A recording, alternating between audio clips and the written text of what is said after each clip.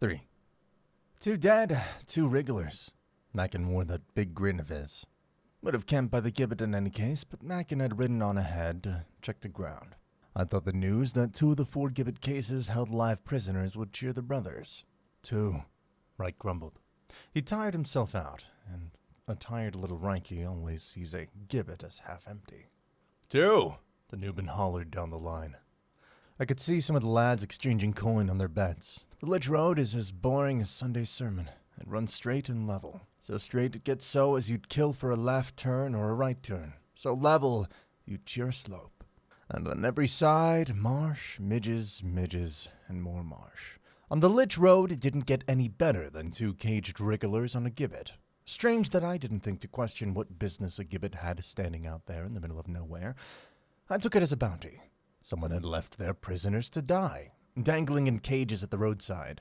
A strange spot to choose, but free entertainment for my little band nonetheless. The brothers were eager, so I nudged Garrett into a trot. A good horse, Garrett.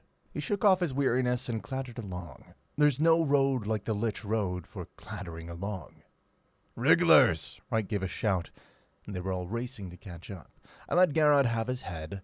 He wouldn't let any horse get past him. Not on this road. Not with every yard of it paved, every flagstone fitting with the next so close a blade of grass couldn't hope for the light. Not a stone turned, not a stone worn. Built on a bog, mind you. I beat them to the wrigglers, of course. None of them could touch Garrett. Certainly not with me on his back, and them all half as heavy again. At the gibbet, I turned to look back at them. Strung out along the road, I yelled, wild with the joy of it, loud enough to wake the head cart. Dent would be in there, bouncing around at the back. Mackin reached me first, even though he'd rode the distance twice before. "Let the Baron men come," I told him. "The Lich Road is as good as any bridge. 10 men could hold any army here. Them that wants to flank us can drown in the bog." Mackin nodded, still hunting his breath. "The ones who built this road, if they'd make me a castle..." Thunder in the east cut across my words. "If the roadmen built castles, we'd never get anywhere," Mackin said. "Be happy they're gone." We watched the brothers come in. The sunset turned the marsh pools to orange fire, and I thought of Mapperton. "A good day, Brother Mackin," I said. "Indeed, Brother Jorg," he said. So the brothers came and set to arguing over the wrigglers. I went and sat against the loot cart to read, while the light stayed with us and the rain held off. The day left me in mind to read Plutarch. I held him all to myself, sandwiched between leather covers. Some worthy monk spent a lifetime on that book. A lifetime hunched over it, brush in hand. Here the gold for halo, sun, and scrollwork. Here a blue like poison, bluer than a noon sky. Tiny vermilion dots to make a bed of flowers. Probably went blind over it, that monk. Probably poured his life in here, from young lad to gray head, prettying up old Plutarch's words. The thunder rolled, the wrigglers wriggled and howled, and I sat reading words that were older than old, before the roadmen built their roads. "You cowards! Women with your swords and axes!" One of the crow feasts on the gibbet had a mouth on him. "Not a man amongst you. All pederasts, trailing up here after that little boy." He curled his words up at the end like a Marisi man. "There's a fellow over here that's got an opinion about you, Brother Jorg," Mackin called out. A drop of rain hit my nose. I closed the cover on Plutarch. He'd waited a while to tell me about Sparta and Lycurgus. He could wait some more, and not get wet doing it. The wriggler had more to say, and I let him tell it to my back. On the road, you've got to wrap a book well to keep the rain out. 10 turns of oilcloth, 10 more turns the other way, then stash it under a cloak in the saddlebag. A good saddlebag, mind, none of that junk from the Thurtons. Good double-stitched leather from the horse coast. The lads parted to let me up close. The gibbet stank worse than the head cart. A crude thing of fresh-cut timber. 4 cages hung there. 2 held dead men. Very dead men. Legs dangling through the bars, raven-pecked to the bone, flies thick about them, like a second skin, black and buzzing. The lads had taken a few pokes at one of the wrigglers, and he didn't look too cheerful for it. In fact, he looked as if he pegged it, which was a waste, as we had a whole night ahead of us. And I'd said as much, but for the wriggler with the mouth. "So now the boy comes over. He's finished looking for lewd pictures in his stolen book." He sat crouched up in his cage, his feet all bleeding and raw, an old man, maybe 40, all black hair and gray beard and dark eyes glittering. "Take the pages to wipe your dung, boy," he said, fierce-like, grabbing the bars all of a sudden, making the cage swing. "It's the only use you'll get from it." "We could set a slow fire," Reich said, even though Reich knew the old man just wanted us angry, so we'd finish him quick. "Like we did at the Turstengivets." A few chuckles went up at that, not from Mockin, though. He had a frown under his dirt and soot, staring at the wriggler. I held up a hand to quiet them down. "It'd be a shameful waste of such a fine book, Father Gomst," I said. Like Mockin, I'd recognized Gomst through all that beard and hair. Without that accent, though, he'd have got roasted. Especially in unlike Cargus, written in High Latin, not that pidgin Romano they teach in church. "You know me?" he asked in a cracked voice, weepy, all of a sudden. "Of course I do." I pushed both hands through my lovely locks and set my hair back so that it could see me proper in the gloom. I have the sharp, dark looks of the Ancraths. "Your Father Gomst, come here to take me back to school." "Prin," he was blubbing now, unable to get his words out. Distinguished, really. Made me feel as if I'd bitten something rotten. "Prince Honoris Georg Ancrath, at your service." I did my court bow. "What became of Captain Bortha?"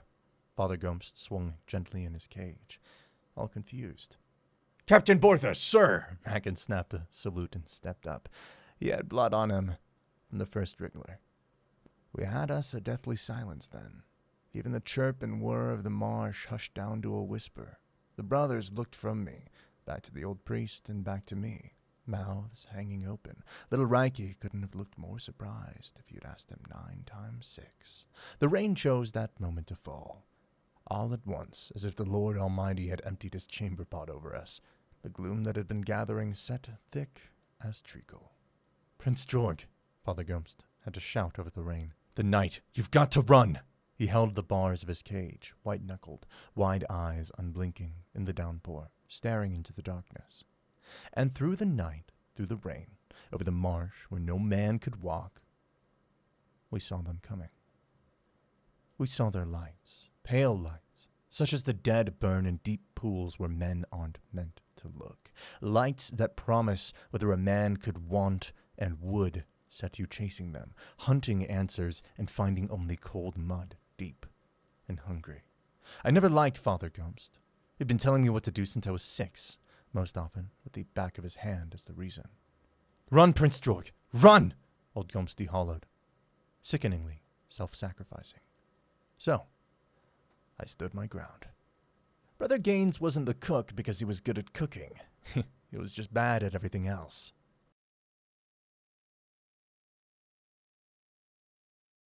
4.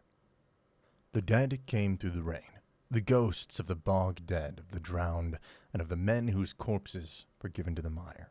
I saw Red Kent run blind and flounder in the marsh. A few of the brothers had the sense to take the road when they ran. Most ended in the mire. Father Gomst started praying in his cage, shouting out the words like a shield. "Father who art thou in heaven, protect my son. Father who art thou in heaven," faster and faster, as the fear got into him. The first of them came up over the sucking pool and onto the litchway. He got a glow about him like moonlight, something that would never warm you. You could see his body limed in the light, with the rain dancing through him and bouncing on the road. Nobody stood with me. The Nuban ran, eyes wide and a dark face. Fat Burlo looking as if the blood was let from him. Reich screaming like a child, even mocking with a horror upon him. I held my arms wide to the rain. I could feel it beat on me. I didn't have so many years under my belt, but even to me the rain felt like memory. It woke wild nights on me when I stood on the keep tower, on the edge above a high fall, near drowned in the deluge and daring the light to touch me. "Our Father who art in heaven, our Father who—" Gomst started to gabble when the lich came close. It burned with a cold fire, and you could feel it licking at your bones. I kept my arms wide and my face to the rain. "My father isn't in heaven, Gomsty," I said. "He's in his castle, counting his men." The dead thing closed on me, and I looked in its eyes. Hollow they were. "What have you got?" I said. And it showed me. And I showed it. "There's a reason I'm going to win this war. Everyone alive has been fighting a battle that grew old before they were born. I cut my teeth in the wooden soldiers in my father's war room. There's a reason I'm going to win where they failed. It's because I understand the game. Hell, a dead man said. I've got hell. And he flowed into me, cold as dying, edged like a razor. I felt my mouth curl in a smile. I heard my laughing over the rain. A knife is a scary thing right enough, held to your throat sharp and cool, the fire too, and the rack. And an old ghost on the litchway. All of them might give you a pause, until you realize what they are. They're just ways to lose the game. You lose the game, and what have you lost? You've lost the game. That's the secret, and it amazes me that it's mine, and mine alone. I saw the game for what it was the night when Count Renner's men caught our carriage. There was a storm that night, too. I remember the din of rain on the carriage roof and the thunder beneath it. Big Jan had fair hauled the door off its hinges to get us out. He only had time for me, though. He threw me clear into a briar patch so thick that the Count's men persuaded themselves I'd run into the night. They didn't want to search it, but I hadn't run. I'd hung there in the thorns, and I saw them kill Big Jan. I saw it in the frozen moments the lightning gave me. I saw what they did to Mother, and how long it took. They broke little William's head against the millstone, golden curls and blood, and I'll admit that William was the first of my brothers, and he did have his hooks in me, with his chubby hands and laughing. Since then, I've taken on many a brother, and evil ones at that, so I'd not miss one or three, but at the time, it did hurt to see little William broken like that, like a toy, like something worthless. When they killed him, Mother wouldn't hold her peace, so they slit her throat.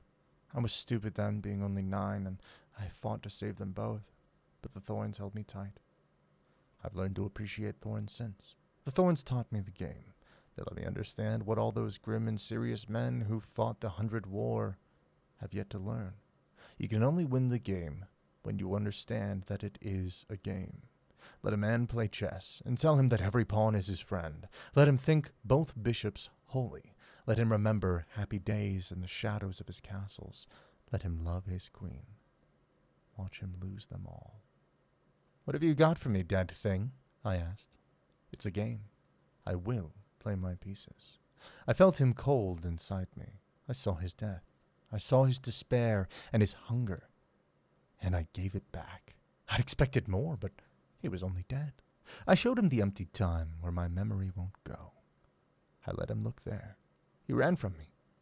He ran, and I chased him. But only to the edge of the marsh, because it's a game, and I am going to win.